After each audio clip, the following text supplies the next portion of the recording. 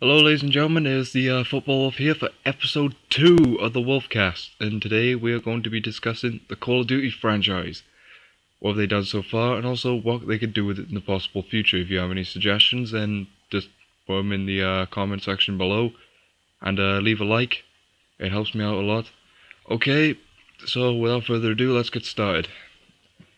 Well, I can't really pass judgment on Call of Duty 1 or 2 since I don't own either of them, and I haven't played either of them.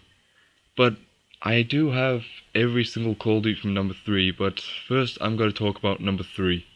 Now, this was the first one I played, and it was also the first one that I remember playing on Xbox Live.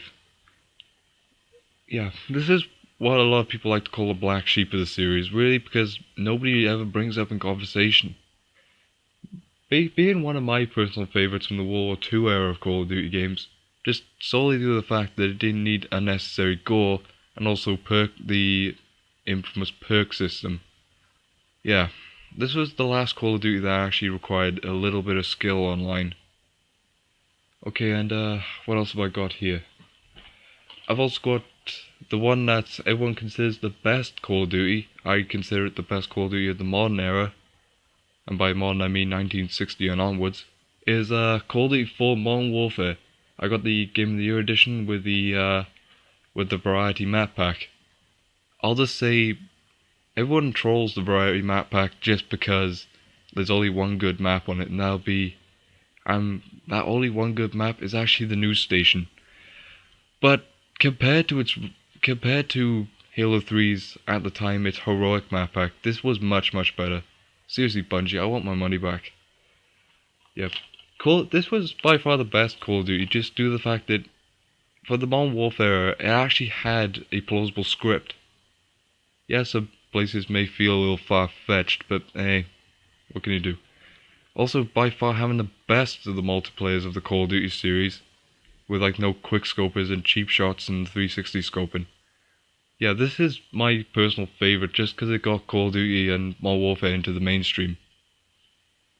Okay, and now we go on to what a lot of people don't talk about is actually Call of Duty World at War. Now, this one a lot of people trolled because obviously being under a different development house, the last one was under Infinity Ward, this one is under Treyarch. Of course, Treyarch made Call of Duty 3, which was one of my favourite Call of Duties, even though this is not my favourite the World War II era. The only downside to this game is that they try to, like, everyone always has this complaint. Everyone has the same complaint. Yeah, it's not very good online, yeah. But that's always the same. Every Call of Duty has that one troll who trolls the online. But for me, this is one of my favourite ones for just sole history wise. Just because like the history seems a bit plausible. Like you fight not one but two fronts of the war. You fight in the Pacific as the U.S. Marine Corps, and also you fight as the Red Army. And you go through basically turning points in the war. Like in the Pacific, you start off in you start off the first level of Semper Fi. Never mind. I won't go into detail with that story. But I'd just like to say, like, the online is better than a lot of people think it is. But the one thing that everyone buys this game for and what everyone remembers this game for is really just zombies mode. That was what really kept Treyarch on the Call of Duty license. Okay, I'm going to move on to the next game here. This is the one that majority of people troll and is personally the one I don't like the most out of the series. Is Call of Duty Modern Warfare 2. This one, well, of course, Infinity Ward, I thought that what they were doing here with the new tech engine, but it was just littered with problems from the start. Like, there's server issues, and there still is. There's also the Javelin glitch, which made it infamous. There's also the 1887 glitch. Well, not really a glitch, it is really overpowered. Also, there was the intervention, and everyone just completely spamming 360 scoping, quick scoping, hard firing, wall bangs. All that just became just the norm for some reason. And also people cheating to get nukes. If you don't know what I'm talking about with this, people who cheat to get a nuke, you basically need 25 kills in a row. And some people, especially in free-for-all, like two guys in a private party would agree to meet each other on one part of the map which no one else can get to.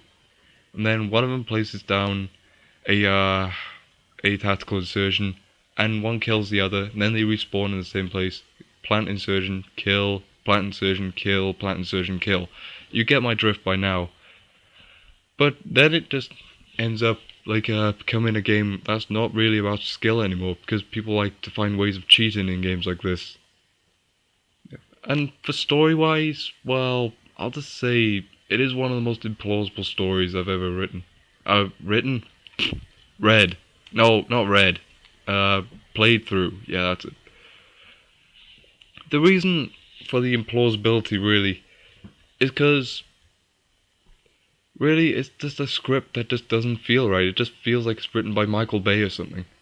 And his films aren't particularly that great. Yeah, there's gonna be trolls for that. Yeah, his films aren't good. Yeah, didn't you watch bloody Bad Boys 2 or something like that? To be honest, Michael Bay cannot write. This is like, the game is just like playing a Michael Bay movie. It's just all action and nothing else. And after the game was actually developed and released, there was this huge feud between Activision and Infinity Ward, what they were going to do with the game franchise next, because of course Activision, who own the Call of Duty license, they of course had it in mind. They had an idea of release another game within a year under the Modern Warfare license. But then I think Infinity Ward came back and said, no, we want to do this, that and the other. But then Activision went and said something along the lines of, I'm sorry, but we're going to have to kick you off this project if you do not follow our rules. So the two guys in charge of Infinity Ward, they left. They were replaced shortly after. They started their own company called Respawn Games. And the Call of Duty Modern Warfare license, I think it ended about 5 years. Respawn Gaming are currently working on something new. I don't know what they're working on, but it's something apparently, which is basically a Modern Warfare, like 5 years into the future type shooter thing. And next we move on to the next game in the series. We got Call of Duty Black Ops by, well, a lot of people of course troll this game as well. This by far I think is the best of the Treyarch games, but it's not the best of the modern era. Of course, this is my favourite for online, just solely due to the fact there's no more nukes, and also you can create your own clan tags, and also your own gamer picture if you wanted to. Yeah, also, there are server issues with like the game types such as ground war, and also I think free for all has had a few problems over the years. But this was the one that really got me playing Call of Duty, because the last few I just played and then I just went nah, and I went back to Halo again. But this one was the one that had me glued to the franchise ever since. Yeah, and also thanks for bringing back zombies, which is making the game even more better. Oh yeah, and for online wise, for community, I would say it's not the friendliest, but it's also not the most aggressive like Call of Duty Modern Warfare type thing, like where there's always that one guy in the corner who just sits down with his mate with like a tactical decision, gets a nuke every now and again. Well, that and the story, for plausibility, the story isn't really plausible, but it could, but you never know. And also, I like the idea that it's like fictional, like secret agency files that have been taken, like in order to, actually make the game.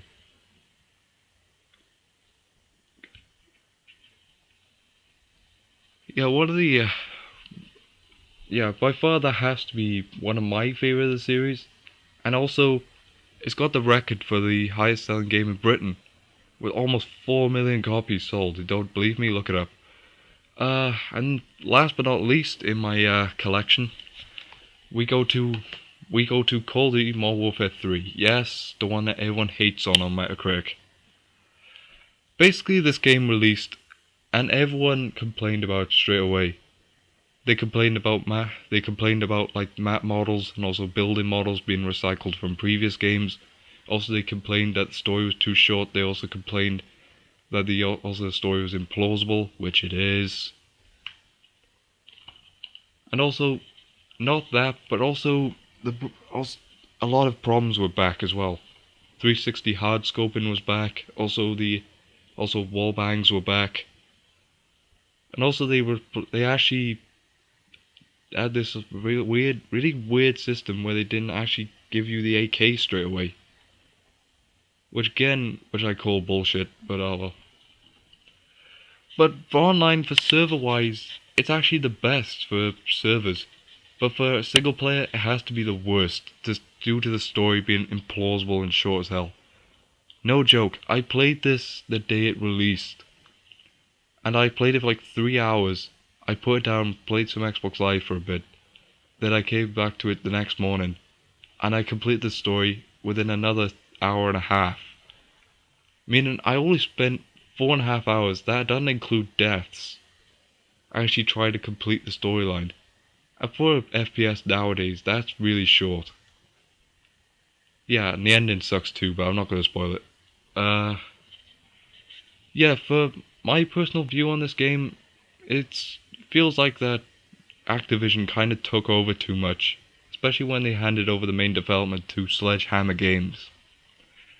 Basically, it was in collaboration with Infinity Ward, but for Infinity Ward's future in the franchise, I'm not really certain. Okay, so that's all for the games I've got. But guys, while I'm recording this, it is March 25th of 2012, and usually by this time, like Activision have announced the new Call of Duty game. But personally, I'm not actually sure if they're going to make another one this year. Like, because if they keep releasing one every year, then obviously it puts a lot of pressure on the developers. Because that's where you can see quality, like, compared to, like, some developers. Like, if you go to Bungie or now 343 Games, like, they spend, what, about 3, 4, 5 years on a game, and the game comes out, it's a bestseller, and it's awesome. Meanwhile, if something like Call of Duty comes out, they usually take about a year and a half, like 2 years and a half to develop. And with Modern Warfare 3, they had to develop it from the start because about 3 months after Call of Duty Modern Warfare 2 released, I think Infinity Ward like ended up having a huge feud with him, had a massive like insider war with Activision, meaning that a lot of the original script got scrapped. Also, the original writer got fired. Also, the Infinity Ward's main office, they ended up having to lose a lot of members. And in an office of about 120, they lost about 52 members, meaning that they had to get Sledgehammer Games in order to help them finish her off. Yeah, but I'm wondering, like, with the series now, what could they do with the series now? Because they've done Vietnam, they've done, which everyone requested, they've done Modern Warfare, which is hopefully going to be the end of it. Also, they've done World War II to death now. And on the market at the moment, there's just too many Modern Warfare games, so what should they do next, guys? Like, do you have a view? Like, what should they do? Should they just, like, leave the franchise for a year? Should they like, do a different setting for a change? Like, should they keep going with the Modern Warfare series? Should they just, like, try and focus? Should they focus on anything else? Well, my personal favorite view would be to leave it for a year just to see what they do. And also, so Activision can save a little bit of money so they can fund the next project. But for me, the Call of Duty franchise, obviously being as mainstream as it is just, like, one of those franchises which everyone's kind of getting bored of, to be fair.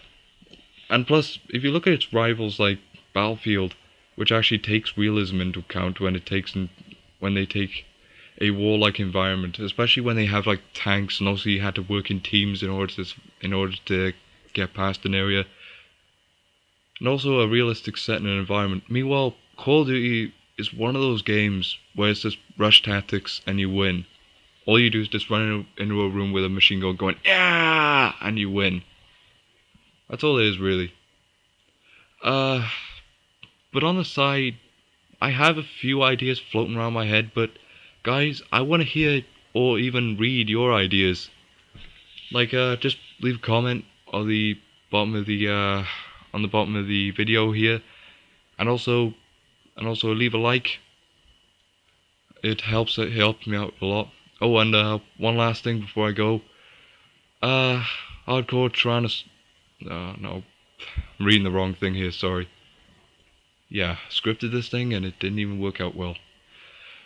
Oh yeah, I got a friend of mine. He's just come back to YouTube after a long absence. His link to his page is at the bottom. Also, a link to my Twitter page is at the bottom as well. I hope you've enjoyed this episode. I hope you leave a like. I hope you leave a comment. Also, this has been the football for the Wolfcast episode 2. I'll promise the next episode is going to be a bit better. And peace.